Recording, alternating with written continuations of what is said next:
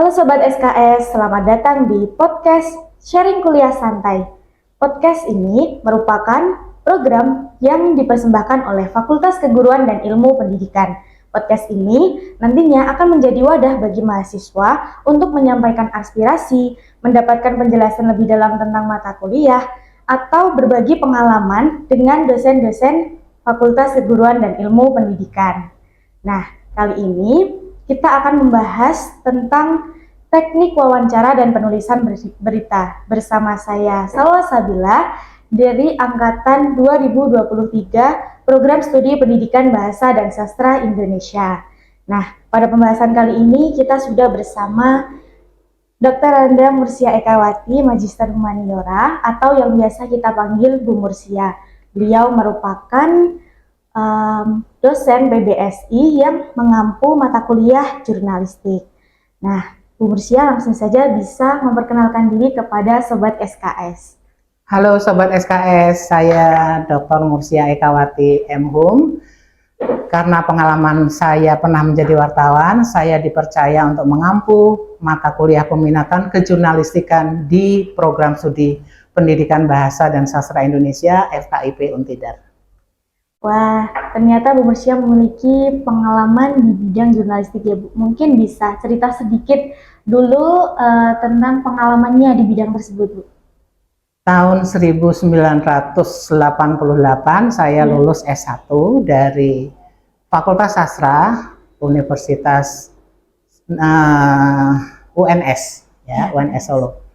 Kemudian tahun 89 saya bekerja di bimbingan tes dan tahun 90 saya diterima di Suara Merdeka.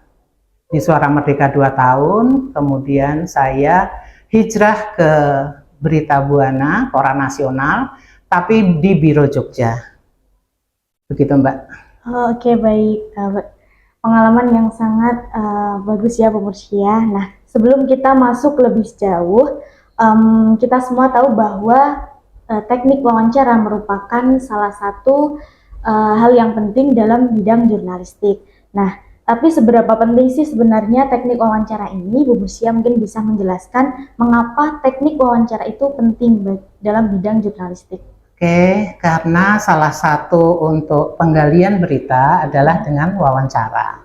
Jadi wawancara itu harus menjadi dasar-dasar yang saya berikan kepada mahasiswa yang berminat pada bidang kejurnalistikan. Begitu Mbak.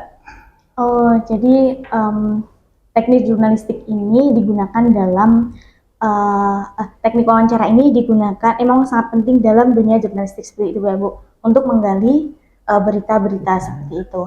Nah, mungkin dalam teknik wawancara ini kan pastinya banyak jenisnya. Nah, mungkin jenis-jenis wawancara itu ada apa saja dan biasanya masing-masing itu digunakan dalam hal apa? Saya selalu mengenalkan dua teknik atau metode wawancara kepada mahasiswa. Satu funnel atau cerobong, yang kedua inverted funnel atau cerobong terbalik. Kalau untuk cerobong terbalik itu biasanya mereka yang sudah ahli di bidang reportase. Jadi seperti reporter yang berpengalaman, itu langsung pada intinya.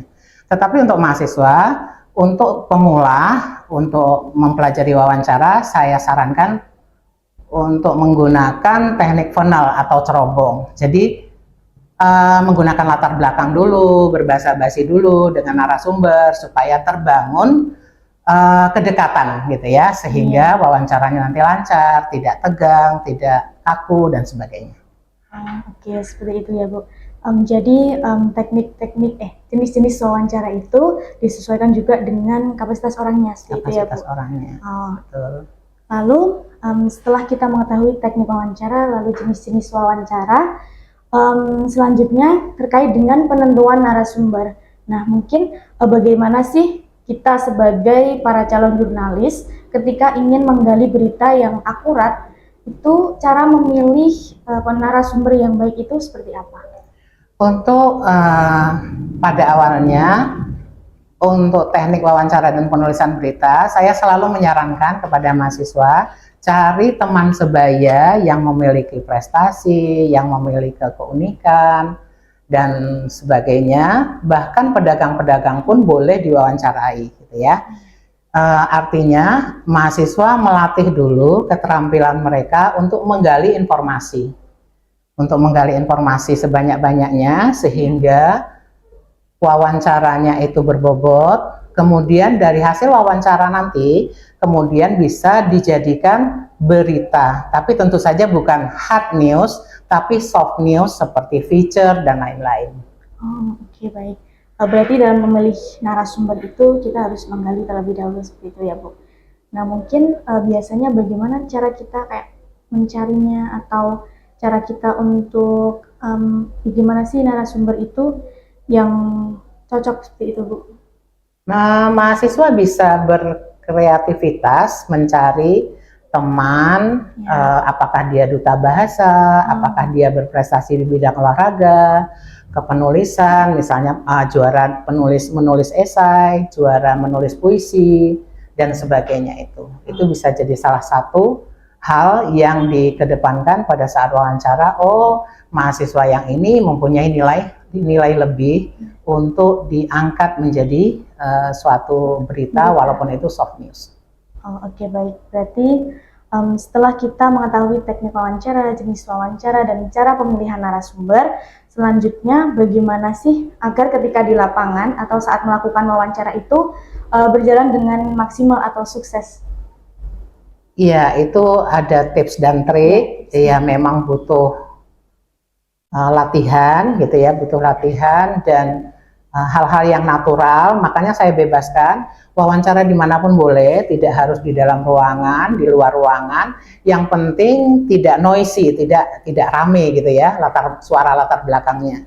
Jadi bisa tercover dengan YouTube, MP4 dan lain-lain dengan baik, bisa didengar dengan baik.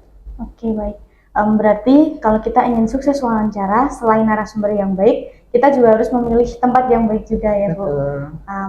Mungkin kalau ketika kita wawancara kan terjadi hubungan antara narasumber dan pewawancara. Nah, adakah atau etika kita ketika melakukan wawancara dengan narasumber? Oh ya, jelas ada etikanya. Etikanya kita tidak boleh sebagai pewawancara seperti polisi menginterogasi gitu ya. Jadi tidak boleh mendesak narasumber, kemudian harus membuat narasumber leluasa, santai gitu ya, karena yang ingin kita dapatkan adalah informasi yang sebanyak-banyaknya dari narasumber. Seperti itu. Oke, baik. Berarti agar kita dalam melakukan wawancara itu kita juga harus menyesuaikan narasumbernya seperti itu, Bu. Oke. Selanjutnya setelah kita tahu teknik wawancara, jenis-jenis wawancara, lalu bagaimana melakukan wawancara dan etika berwawancara, selanjutnya kan adalah penulisan beritanya nih, Bu.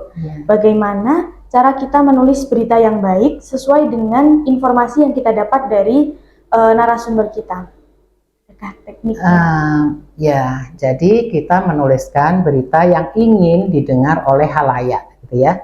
Nah, ketika narasumber menceritakan proses, dia menjadi juara dan lain sebagainya, sebetulnya itu masukan bagi jurnalis atau peminat di bidang jurnalistik, tetapi itu tidak dibutuhkan khalayak. Yang dibutuhkan khalayak adalah hasil, gitu ya. Nah, yang kita kedepankan adalah hasilnya. Jadi latar belakangnya itu semakin tidak penting, semakin di bawah posisinya penulisan beritanya. Jadi yang kita kedepankan adalah yang Anda kedepankan, misalnya sebagai mahasiswa peminatan bahasa jurnalistik, kejurnalistikan, itu hasilnya apa? Dia juara apa dulu? Olahraga, di bidang seni, di bidang budaya dan lain sebagainya. Baru nanti prosesnya itu mengikuti di belakangnya. Setelah hasilnya dikemukakan. Seperti itu penulisan berita di Indonesia. Oke, baik. Berarti menulis berita itu juga harus disesuaikan dengan informasi yang kita dapat seperti itu, Bu. Nah, mungkin dalam menulis berita juga ada etikanya nih, Bu. Sesuai dengan wawancara tadi. Ya, sesuai dengan wawancara, sesuai dengan isi wawancara, kita tidak boleh menambah, tidak boleh mengurangi, semua berlandaskan pada fakta. Lalu misalkan kita ketika menjadi jurnalis Iya. dan akan menulis berita, tapi narasumber itu berkata bahwa ini jangan dimasukkan. Nah, itu sikap kita sebagai jurnalis seperti apa? Padahal Iya. itu adalah suatu informasi yang penting seperti itu, Bu. Nah, kalau itu yang terjadi, berarti etikanya seorang jurnalis tidak boleh mencantumkan hal yang tidak diinginkan dicantumkan oleh narasumber. Atau dengan kata lain, ketika narasumber mengatakan, maaf ya Mbak, ini off the record, nah Anda harus mentaati itu sebagai etikanya. Oke, baik. Sobat SKS, kita telah sampai di penghujung podcast. Nah, mungkin dari Bu Mursia bisa memberikan sedikit kata-kata atau ini ya, kata-kata hari ini, Bu, mungkin untuk sahabat SKS ketika ingin menjadi seorang jurnalis atau ingin menulis berita. Oke, sebagai jurnalis, ketahuilah sesuatu dari segalanya dan ketahuilah segalanya dari sesuatu. Artinya ada yang mendalam kita ketahui, ada yang general kita ketahui. Terima kasih Sobat SKS. Ya, oke, terima kasih banyak kepada Bu Mursia. Sangat menarik pembahasan kita kali ini ya, mulai dari pentingnya teknik wawancara, jenis-jenis wawancara, lalu cara menentukan narasumber, kiat sukses di lapangan, dan bagaimana etika dalam menulis berita. Nah, dari semua pembahasan tadi, kita belajar bahwa menjadi jurnalistik itu bukan hanya soal kemampuan menulis dan bertanya, tapi juga soal integritas, tanggung jawab, dan empati terhadap narasumber. Terima kasih banyak kepada Bu Mursia yang sudah meluangkan waktu untuk berbagi ilmu dan pengalaman yang sangat berharga bagi Sobat SKS. Terima kasih untuk Sobat SKS yang sudah setia mendengarkan kita dari awal sampai akhir. Nantikan episode-episode podcast SKS selanjutnya. Kami pamit undur diri. Terima kasih dan sampai jumpa.